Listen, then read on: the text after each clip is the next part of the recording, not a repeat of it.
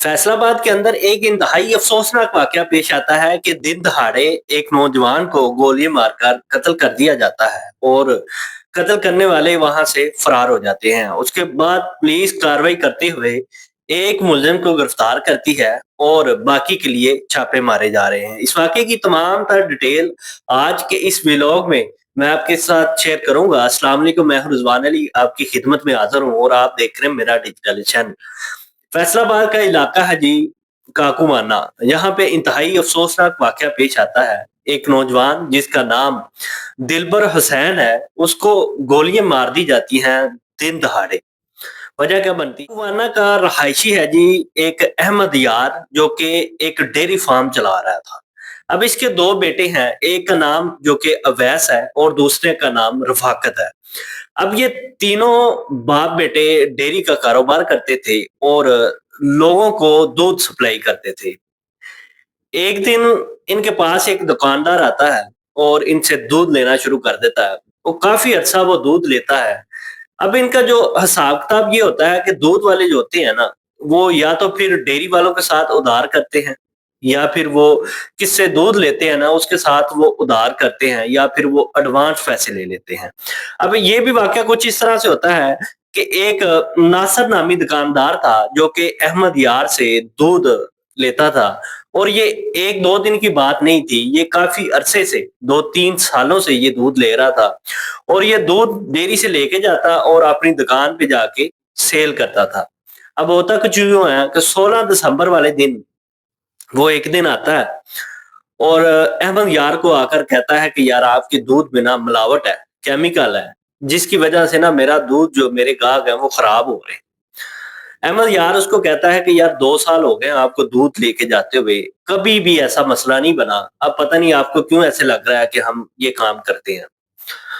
खैर वो एक दफ़ा कह के तो वापस आ जाता है और कहता है कि मैंने अब ना आपसे दूध नहीं लेना।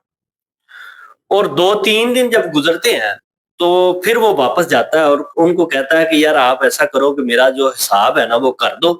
जितने भी पैसे मेरे बाकी रहते हैं ना वो मैं आपको दे देता हूँ थोड़े-थोड़े करके, और आपने ऐसा करना है कि आज के बाद मैंने आपसे दूध नहीं लेना।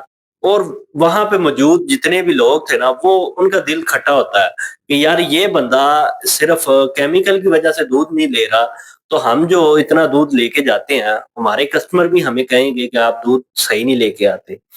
ये बात जो है ना रफ़ाकत को बुरी लगती है, उसके बेटे को बुरी लगती है। वो कहता है कि यार अगर आपने दूध नहीं ना लेना, तो आप ना लो, आपके जो पैसे बनते हैं वो हमें दे दो, बस ठीक है, बात खत्म हुई।